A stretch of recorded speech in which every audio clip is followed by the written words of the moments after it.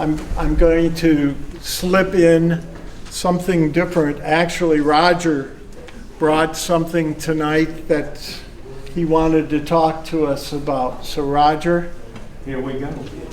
you've got, All right. got this, and then Chris, we're gonna. I don't know if you got, well, I haven't been to one of these meetings in a few years. We know. Sorry about that. We're aware. Yeah, it was here last time, Rob. Y'all are renewing my enthusiasm for going to meetings, okay?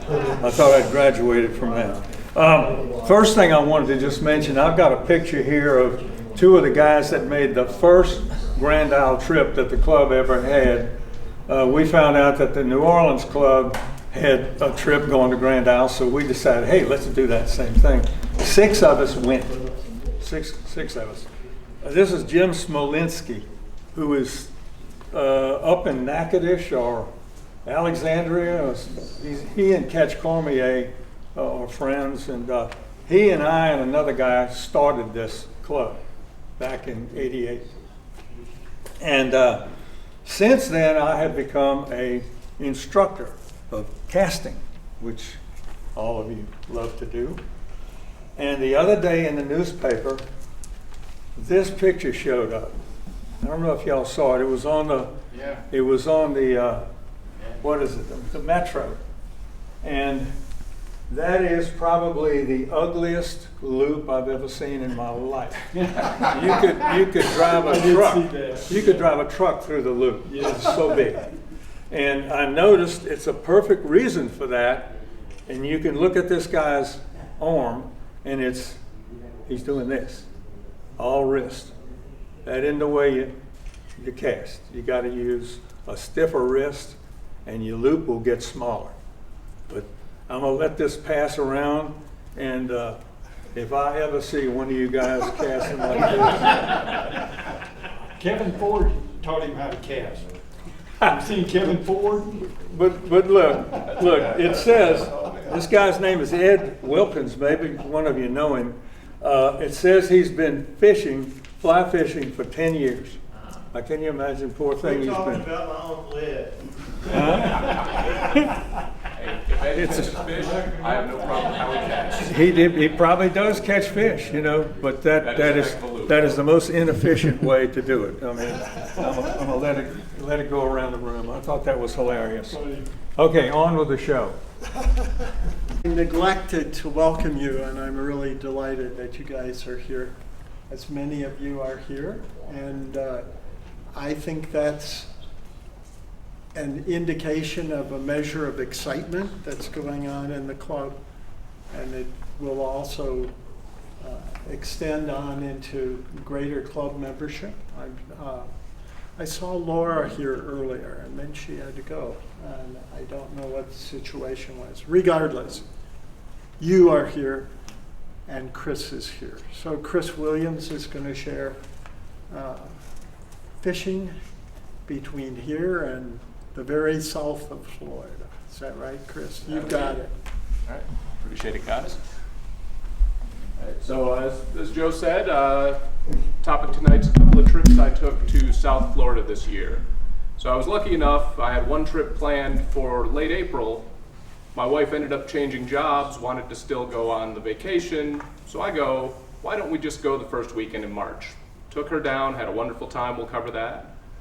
And then still had a plane ticket floating around, and called my cousin who I do a great deal of fishing with up in Rhode Island and asked, do you or any of your friends have an interest in going to South Florida?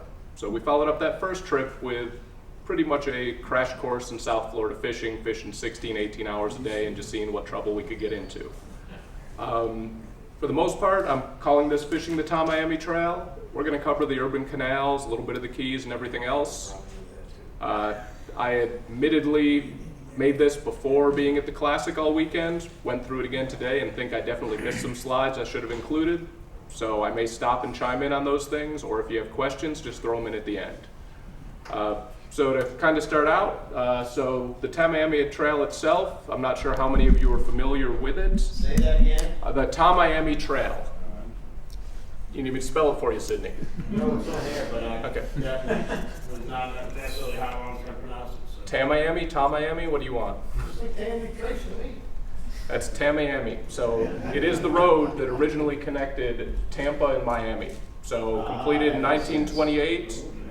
It was that original commercial highway that allowed Florida to grow. So Tampa exists, Miami exists, mainly because this road exists. Before that, they were two isolated little populations with a big swamp in between.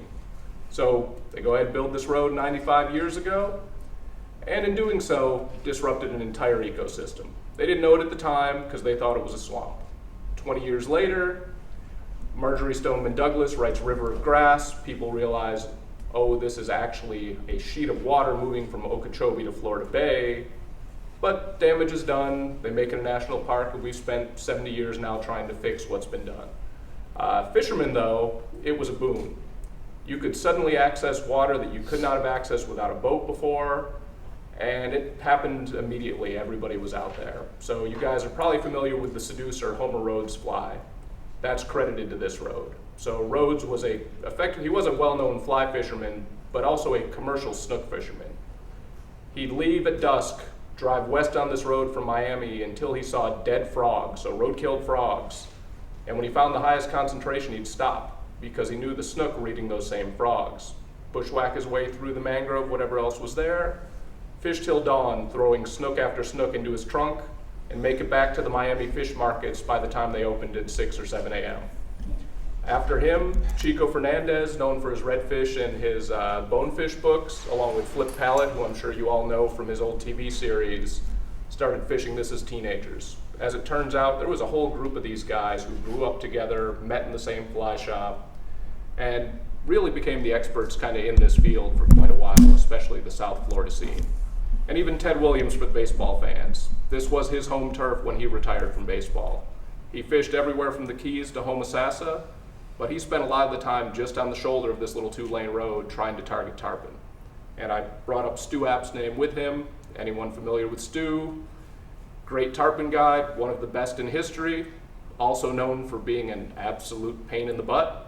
And needless to say, he and Williams butted heads a little bit and kind of became friendly rivals after a chance encounter along this road. From a fish perspective, I mentioned tarpon, I mentioned snook. In the early days, it also meant 10-pound largemouth.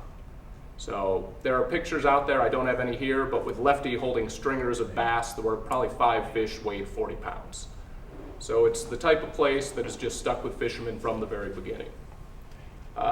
From kind of a more modern day perspective, it's also a world of transition. So the Tamiami Trail, the part that gets fished is the east to west section from Miami to Naples. So this road actually begins as Calle Ocho. So you're in the heart of Little Havana, good Cuban food, music, absolute party scene, really the culture of Miami. But you move a good 10 miles to the west, and suddenly you just start seeing nothing but grass and eventually tiny small towns. This is Ocho P. I know Brian's been through Ocho P before, stopped at the little art gallery out along the way, but you get to a place with one restaurant and a shed for a U.S. Postal Service stop. It's all very local Florida, intermixed with a bunch of Native American villages, and that's really all you have out there. But still 2 lanes with water running around along it. The canals themselves, you go from urban. This one is actually a little north in Fort Lauderdale, but be they in Miami or Broward County, they all look like this. Manicured grass, fairly wide. These things get 10 to 20 feet deep, crystal clear, and there's always a line of traffic not too far away. So if you hook onto a fish, you usually get some honks and cheers up there. Get out of the city, suddenly you're in that river of grass. It legitimately is nothing but an untamed grassland with water flowing through it. And if you head far enough west, the Gulf of Mexico starts to intrude, and it turns into this brackish, just salt marsh, and eventually mangrove. So this is where the snook and tarpon come in if you're lucky. I will never describe myself as lucky, and we'll just cover that part later. And finally, I won't touch on it too much here, but you have the fish. So beyond those bass, those snook, those tarpon, you have tons of big shoe pick in the native ranges in the middle, and the closer you get to Miami, it starts to look like a tropical aquarium.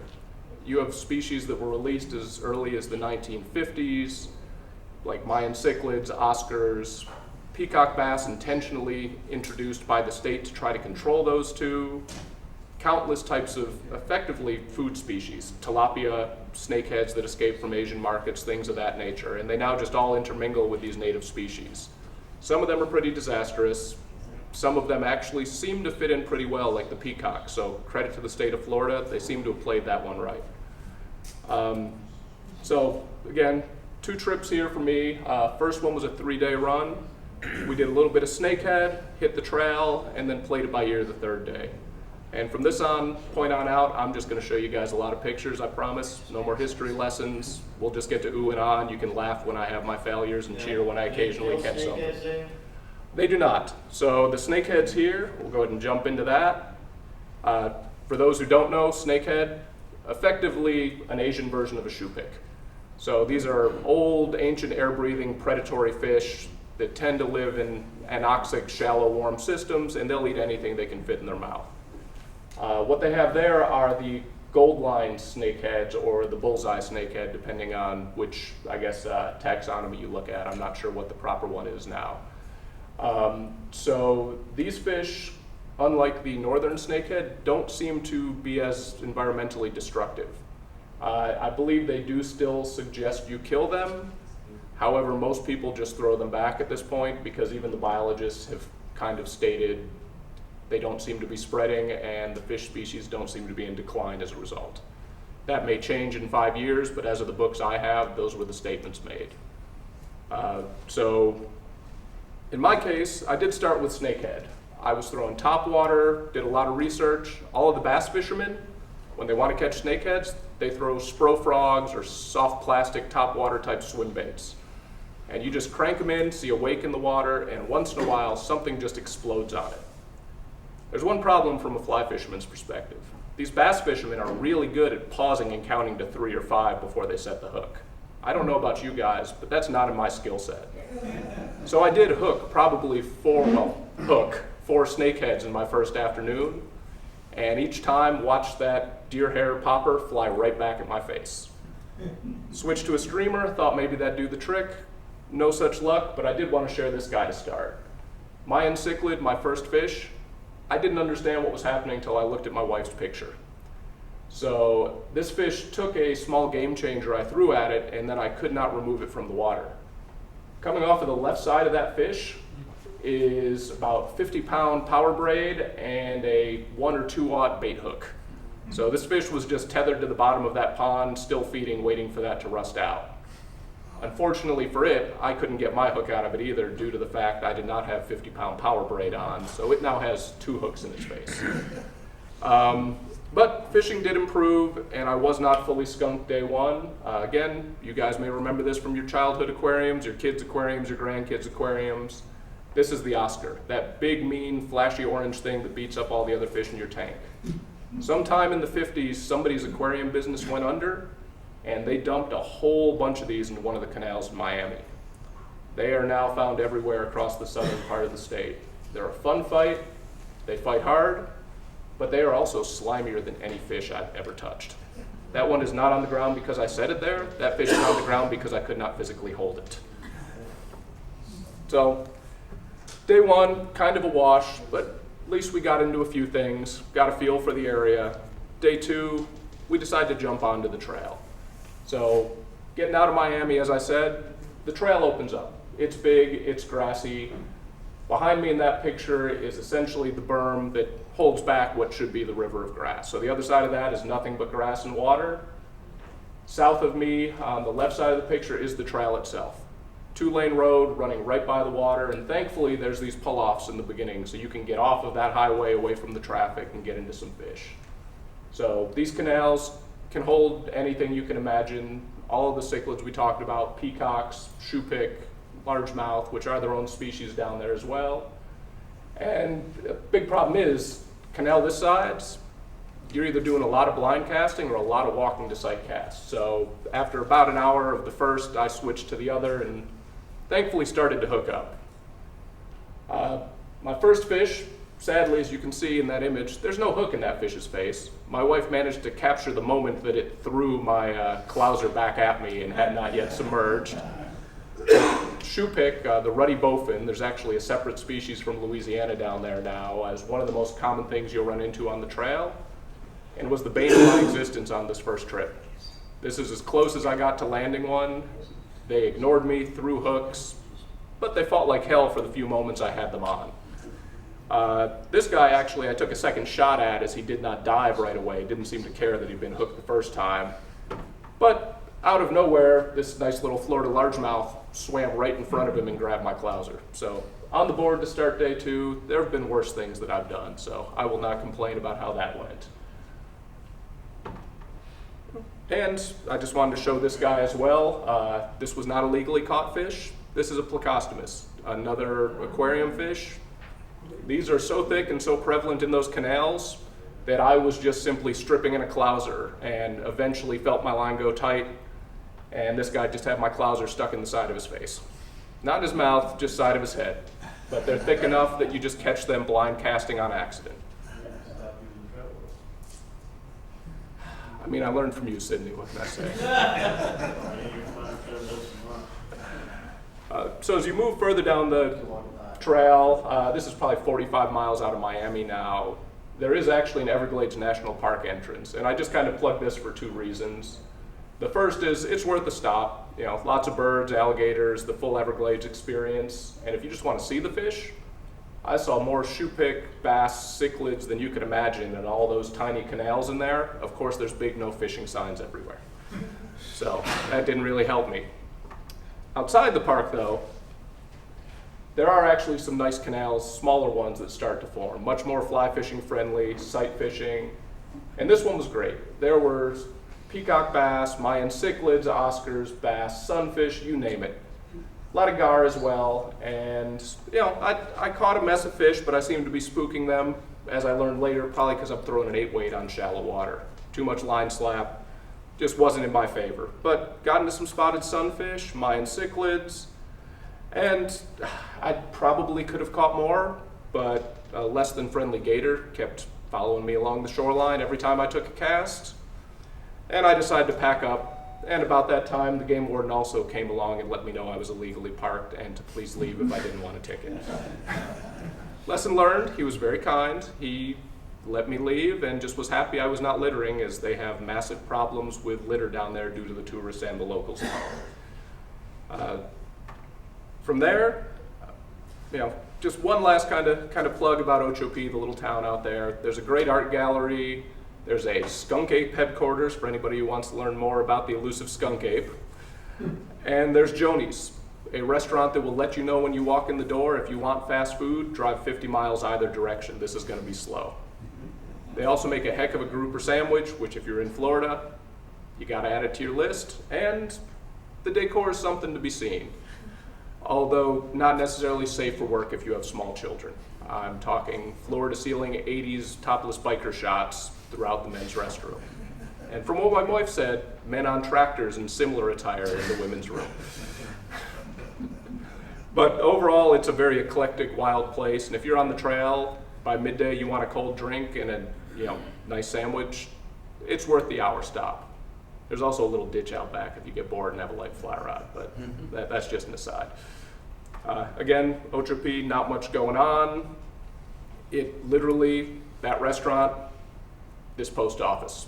I'm not even sure where the folks live. I guess further down the road up Highway 27, but there's not a lot going on there.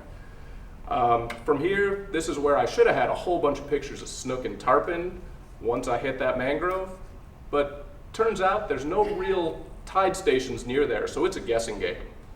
You got to figure out how long it takes the water to get from way south somewhere on the Gulf near either Everglades City or Naples up to the trail, and it's hit or miss. You don't know if that's 2 hours or that's 6 hours, depending on how tight the waterways are. So what I found was a mud flat, and we just doubled back and decided to go have some drinks in Miami to end the night. So final day, we did decide to do the trail again. Originally this was going to be a Keys day. We did a little of that prior, but the fishing, we wanted to go back to the trail, and I had a couple of main goals. Peacock bass is obviously huge here. I knew there were peacock bass in those small waters. I knew I needed a lighter rod. My only other option than the 8-weight on this trip was a 3-weight. So I went back, same water, but instead of that 8-weight, I pulled out my 7-foot 6-inch 3-weight and proceeded to try to target anything I could. Again, lots of sunfish, lots of tilapia. This is called a spotted tilapia, one of the cooler, prettier fish out there, and that's caught on a bully bluegill spider for anybody who likes to fish for Rios down in New Orleans. You may be familiar with that fly. Works on cichlids in Florida too.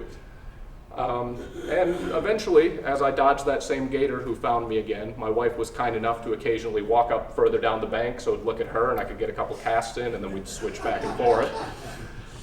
We did get into the peacocks and managed no huge ones. Didn't find the 3-pounder from the original net day again, but managed a couple between 1 and 1.5 pounds on a 3-weight. I will say 5-6 weight would have been a lot better, but got them in, dodged the gator. At least one of these fish, I don't remember which one, entailed me sprinting backwards with my drag down to make sure I quickly got him out of the last 10 feet of water before the gator came over. But I had to do what I had to do in that case and survived. Having that checked off the list, we decided to do something we skipped over the prior day as well, which is in Ocho P, before you get to the true brackish water, the true mangrove, you kind of have this in-between zone. And it's a very narrow highway with a guardrail on the edge, and then a small canal right there. There are spots though where 1 car or maybe 2 cars can fit, where the guardrail just inches over about 2 feet, making the shoulder wide enough to get out. And at this point, you pretty much, if you want to fish it, you have an option.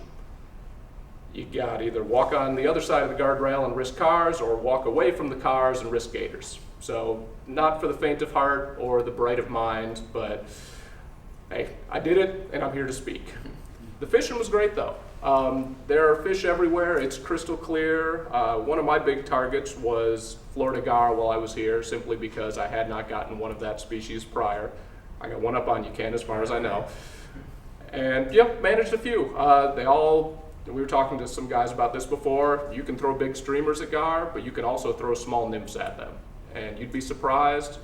You sight cast them, strip it beyond the eye, they'll snap, and you usually hook them right in that soft corner of the mouth. And as long as your tippet's strong enough, that's probably the one chance you have to hook a gar with a small hook. And the Oscar were there as well. These guys actually stole the fly from so many other fish that eventually I gave up. But every time you had a fly drop down, didn't matter if there was a peacock bass near it, one of the tilapia, anything else, Oscar would just appear out of nowhere, envelop the fly. And again, they fight hard, but they're miserably slimy, and after a while, we just decided we were gonna call that a win and call it a trip. I'll share one last photo from this trip, and this is just a cool one some of you have seen. But this was actually a gator we found north of the trail in West Florida in a little state park known for its orchids more than anything else. This pond was maybe 12 inches deep, no more than 20 feet by 20 feet, surrounded by all these ibises. And this gator was just systematically working it, eating nothing but pike top minnows and mollies. It was the most amazing thing. He would come up, swing his front leg one way, his head the opposite way, and was legitimately filter feeding for minnows. This was probably an 8-foot gator. So it was one of the wilder things I've ever seen, and this is just one of probably, 30 or 40 shots my wife took of it. I have a video somewhere where I'm behind a tree recording this, and the gator's right in front of me, just doing this up towards the shore, and I pan over, and he didn't care we were there. My wife is sitting on the ground 6 feet from this 8-foot gator, just taking pictures with her camera, and he knew we were there, but he had no interest in us. We were not minnows. But I've never seen anything like it, but it was probably the most Florida experience of the entire time for the first trip. So jumping on to our next trip, so back for more, as I said. This was the true fishing trip. No detours for photography or eating nice food or other things. This was me and my cousin and 2 of his friends who unfortunately did not know that when we fish together, you sleep about 4 hours a night. So we had effectively 4 full days plus a little bit of time on a 5th morning, and we were going to make the most of it.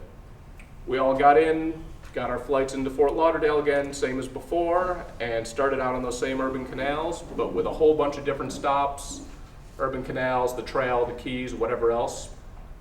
I brought just a few flies with me. So there may have been 2 or 3 other boxes, I'm not going to lie, but just a few to get me going, and if I had to buy more there, I'd do it. I did not really touch on the flies I was using, so we'll save that for the questions, but this at least gives you a good idea of the types of things were being thrown at these fish. So day one, we were back to that same Markham Park up in Fort Lauderdale, one of the, I guess, highest concentrations of snakeheads I'm aware of with easy access. And, you know, just kind of a cool place.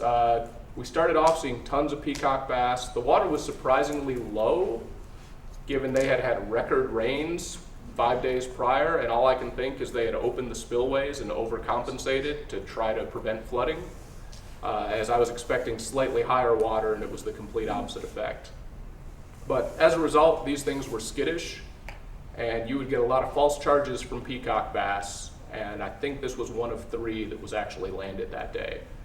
They would bolt up, mouth closed, stare at the fly. You could do the sudden strip to try to get the reaction strike, nothing. So, played around, did all right, but the highlight and low light of the day is the fact that I did finally get my first snakehead. So this snakehead is not very large, maybe 14 inches. That's an 8-weight rod, and as you can see in the picture, that's an 8-weight rod in more than the correct number of pieces. No clue what happened, but on the hook set, I heard a sound I've never heard a rod make before. And I'm just happy I landed that fish, because my mid-tip section exploded into 4 pieces. No real clue what happened. I've had rods bust when I've grazed them with a clouser before, but I've never had a single section pop into that many pieces. And if you look closely, the longest piece actually has 2 more fracture lines in it, so that was very close to being a 6-piece section. Credit though, and just shout out to the local Orvis shop, Matt and the guys had a warranty claim in for me immediately. So it did not take any time to get this back, and I had this rod back within 2 weeks and was fishing with it in Florida just a couple days ago. So moving on from there, we hopped back out to the trail again. I wanted to give them kind of that same experience of doing everything in a day. So we started in those big wide canals just outside the city. You can see a water control structure in the background. Those are pretty good fish concentration points because water's usually flowing one direction or the other there, whereas the canal as a whole is kind of a stationary system. So bait gets pushed, fish line up, and you can catch some nice fish there. And the fish were active, lots of Mayan cichlids. We probably caught dozens of these between the 4 of us on that first day. 3 of us. I should state that the one conventional angler could not catch a fish and was grumbling about the fact he couldn't fly cast for the entire time.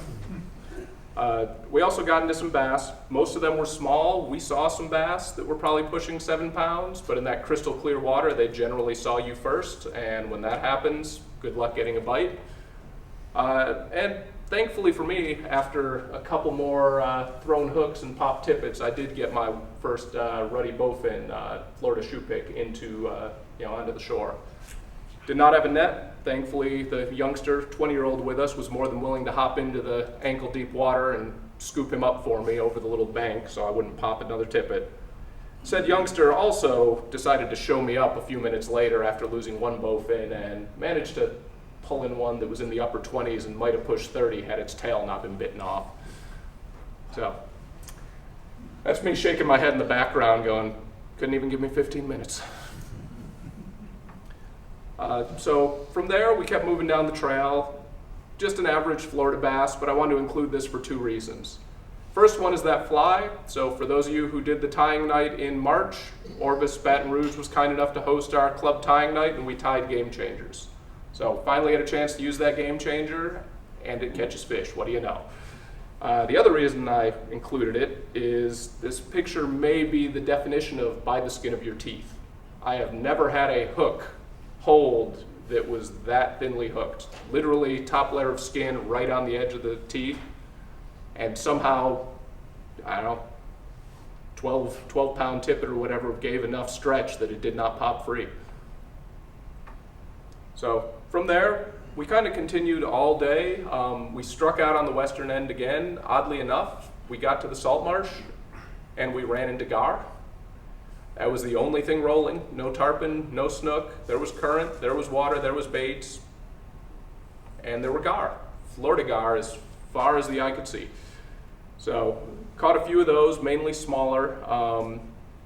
And that is on I believe an EP minnow type pattern is what he caught that on. My cousin has this excellent method with gar that he developed while he and I were fishing a big tournament last year, where knowing that that single hook likely isn't going to hold, he will sprint backwards about 10 feet as he sets the hook. So it is the ultimate full pressure strip set, and it usually drives that hook in just enough that it holds till he can get him to shore.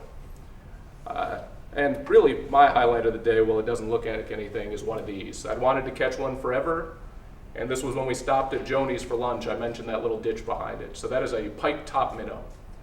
Think sailfin, molly, guppy. That is the Belize to Yucatan Peninsula cousin of those fish. For whatever reason, it has a mouth like a barracuda, and it is the absolute apex predator if you're under an inch long. After that, those guys were kind of tired of the sun and the heat and the grass, so I proposed we rent some kayaks and head down to Isla Mirada. These guys are big fish hunters. They're Rhode Island, trophy striper and bluefish guys, so catching small bass and even the bowfin wasn't quite, striking them as much as it did me, being somebody who chases panfish around here when I'm bored. So got them on the water, and there were tarpon up to 100 pounds rolling right at this bridge in front of us. Way too much current and way too many boats to fish them right there without getting run over and destroyed. But as we paddled upstream, we did catch fish.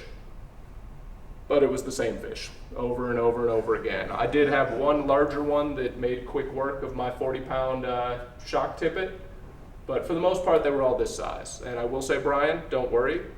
I hooked mine on the outside of its mouth, so I did not enter it in the Jambalaya Challenge. That's one you still got on me. I'll go back and get them later. But we did, along the way, this was kind of a fun trip, outside of when I dropped my phone overboard and had to jump out of the kayak in 5 feet of water to retrieve it. Stood up, because I thought I saw tailing fish. Turned out to be 4 manatees. Sat back down, and the button popped on my shirt pocket, and my phone went plunk. Still works though, clear water, got it back. But we saw some tarpon, mangrove snapper, snook, and in fact, this is the one day I hooked a tarpon, and only briefly, and wish I had had a GoPro. Never wished I had a GoPro before, but in about 16 feet of water, saw a pair of probably 40-pound tarpon, and just started, casting, fanning, trying to cover the loop they were on. And on one of those casts, was getting ready to lift my rod out of the water, maybe 5 foot of fly line, a 7-foot leader out of the boat, fly 6 inches below the surface, and it came up porpoised and just went down, and I immediately learned I need to work on my knot tying skills. But it was a rush, I enjoyed it, and we weren't done yet. We were down there, so at that point, we figured the next best thing to do in Isla Mirada is just park and wait. So it's hitting dusk. We're gonna catch something, damn it. We're not going home without a bigger fish. And really, the poor spin fisherman still had only caught 1 6-inch bass in 2.5 days at this point. So we happened to come across a school of Jack Crevalle. They're busting everywhere, going nuts, but they will not take a popper. So the 3 of us with fly rods step back and go, Mike, will you please tie on a topwater? Took 1 cast, and he was elated. He finally had his fish of the trip. So not the biggest Jack Crevalle, but enough that it took him for a nice ride before he got it under control. The rest of the evening from that point was kind of slow, a few small hits, things of that nature. My cousin, though, the one standing to the left in that original picture, is one of the more determined fishermen you'll ever meet. Again, does not sleep. I usually lose like 10 pounds due to not eating while I fish with him, things of that nature. Waited out as far as he could, stood on a rock he somehow found in the dark, and proceeded to blind cast a 6 to 8 inch black streamer as just night set in. Wandering around doing other things and start to hear shouting. Well, it took him only about 45 minutes to hook into his first tarpon from shore. So this was not huge, maybe a 30-pound class fish, but to his credit, he brought that fish to shore in under 3 minutes. There is a video, and sadly, the gentleman taking video should have been helping him because he got it into the shallows, 5 feet from shore, 6 inches of water, and had no one to help him. So as he's reaching for the tippet, trying to get this thing under control, it quick released and swam back off. But to his credit, under 3 minutes to land a 30-pound tarpon. The boy is a big striper angler, has 40-pound fish to his name. So to him, the first tarpon was kind of boring. I just shook my head and walked away when he told me that. And at this point we were kind of addicted. So we did a little bit of urban fishing this morning, but decided it was time to really go back and just fish the islands again. Went back, started in the same stretch of Isla Morada where we were. This horrible picture is a screenshot from somebody's video. You can see all the mullets scattering, and that white flash in the middle is probably a 36-inch Jack Crevalle. So just watching these bridges was more fun than anything else. The bait was so thick, it was tough to buy a bite, but you'd be standing there and a giant Jack Crevalle would just come and bust mullet, or out of nowhere an 8-foot shark would swim through, or an 80-pound tarpon would just roll immediately in front of you. You'd see nothing and suddenly the water would just explode. And oddly, these mullet, I started to pay attention. About 1 out of every 20 was missing sections of skin. We're talking, you could see the muscle striation on them. They had had that many close calls with these big fish that just load up underneath them. It was kind of a sight to see. My biggest detriment to the day is probably the fact I'm bound and determined to catch up to Brian in the Jambalaya Challenge. So I kept setting down my 9-weight and throwing micro shrimp at anything that would bite. So every time I did this, of course, that's when a jack would swim under the bridge and I wouldn't be ready for him. But it was fun along the way. I got Bermuda chub, some blue striped grunts, mangrove snapper, which I'm sorry, but those do not look anything like the mangrove snapper in our dirty water around here. But I guess white sand bottoms change things a little bit. And plenty of schoolmaster snapper as well. But again, we were there for the big fish, and eventually I at least got something respectable. Not huge, but I tied on one of the Ned rig flies that some of you have seen Scott Procell tie at our Flies and Flights nights. And he had tied a couple in shrimp patterns for me. So when I saw a snook, I took a shot, and lo and behold, I caught my first snook since I lived in Florida back in the early 2000s. I say, nice change of pace and a surprise, and I wanted more. So I spent the next 30 minutes concentrating on a rather large snook that was hiding behind that rock at the left edge of this image. Funny thing was though, snook wasn't the only one who wanted that shrimp pattern. I landed multiple mullet on shrimp, and this is a white mullet, meaning now I now have 2 mullet species to my name on a fly rod. I challenge any of you to catch me on that. But I caught multiple, and they were so voracious. The youngster, the 20-year-old with us, he's like, how did you catch those? I'm like, it's a shrimp. Digs through his box, finds a shrimp pattern, and starts drifting it through the mullet. And he probably caught 5 mullet up to 15 inches over the next 20 minutes. When they're in schools, they actually will feed on meat. Like they're not just algae eaters sometimes. It's kind of a surprise, but they will inhale a fly. And finally, just because we couldn't end on a low note, the youngster in our group. So before this happened, my cousin went back to his rock from the prior night, and we didn't hear from him until there was screaming. He hooked into a 60-pound tarpon this time, brought it to shore, but it was too dark for anyone to snap pictures from the distance, and he couldn't handle it again because nobody was there to help him. So he's exhausted, 60-pound tarpon later. I'm ready to go home and have a beer. The older guy, the father of this kid in our group, was ready to call it. He had gotten his jack, was done, but the son wanted to fish. Saw tarpon rolling, couldn't get deep enough with his fly rod, so he asked to use Dad's spinning rod. I think it took him 2 casts, and when this fish was hooked, I'm sorry, but I was not going to allow us to lose another tarpon without a picture. So I just went stumbling, tripping, crashing through the rocks in the water and managed to leader this fish and lip this fish for him and drag it in so he could get a picture. There's some awful videos of me being smacked in the face by a tarpon tail and things like that to make it happen. But he got his shot, and his father at that point pretty much said, I don't care if I ever catch another fish in my life. I just got to watch my 20-year-old catch a tarpon. So it was a wild time. We called it after this. In lieu of beer, we went for Dairy Queen. We had an 1.5-hour drive home and figured that was safer. And we just kind of called it a trip. So I'll go ahead from there and just leave you with any questions. And there's a shot of a magazine article on the first trip my wife and I put together that'll be on the Fly magazine this summer. Oh, awesome. But yeah, any questions? I know I skipped over a bunch regarding flies and tackle when I did this. What was the fish count on the species that you had on this trip? I believe, so for new species, I'm just counting my species. Between the two trips, 17 of my 29 species this year have been in Florida. There were a couple that didn't make it into the slideshow. Between me and the others, probably low 20s, 21, 22. There were probably, I'd say, 5 things I didn't catch that they did catch.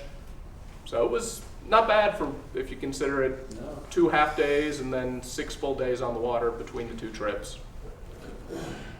Besides tarpon, what did you not catch that you were hoping to or shooting So for?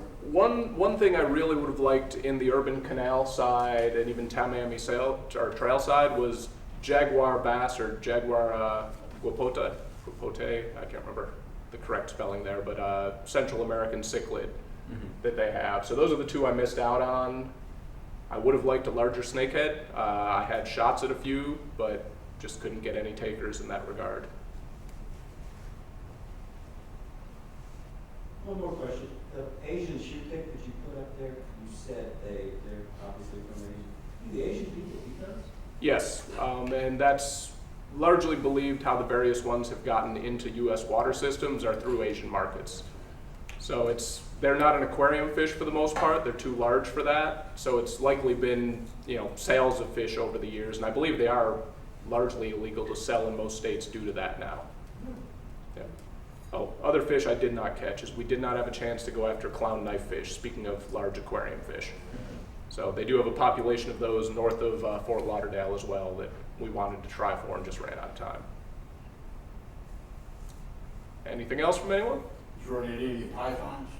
We did not. Oddly enough, between 2 trips, I saw 1 cottonmouth and a handful of non-venomous water snakes, and that was it. Only real invasive reptiles were a lot of iguanas and curly tail lizards and some red-headed agamas. We stopped once on the trail years ago, in the middle of the summer. We lasted about 30 seconds, and the mosquitoes just drove us.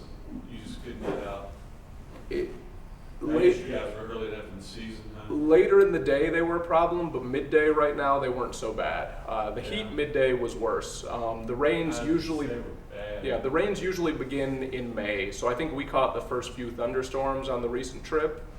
So if I went back now or a month from now, it probably would be significantly worse, yeah.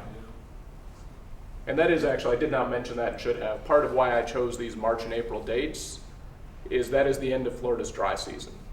So all the wide waters have literally retracted into these canals at this point. So you're pushing all the bait and all the large predatory fish into a single system, and it makes it easier. You're not trying to cast, way into a little puddle in the middle of the grass. The bass is actually in the canal somewhere, or the peacock bass or the snook. It's not able to move out into this system like it would in the wet season. Anybody else? Are there any bull sharks in the canals? I believe near Miami they can occasionally. The only real sharks we ran into, bull, nurse, or otherwise, were all in the Keys themselves, though. So, I think, yeah, essentially any of the Miami canals that have a spillway can get snook, tarpon, jack, the occasional shark. Any large predator that comes up for, all the bait being pushed through the spillway can swim through it and end up in there once in a while.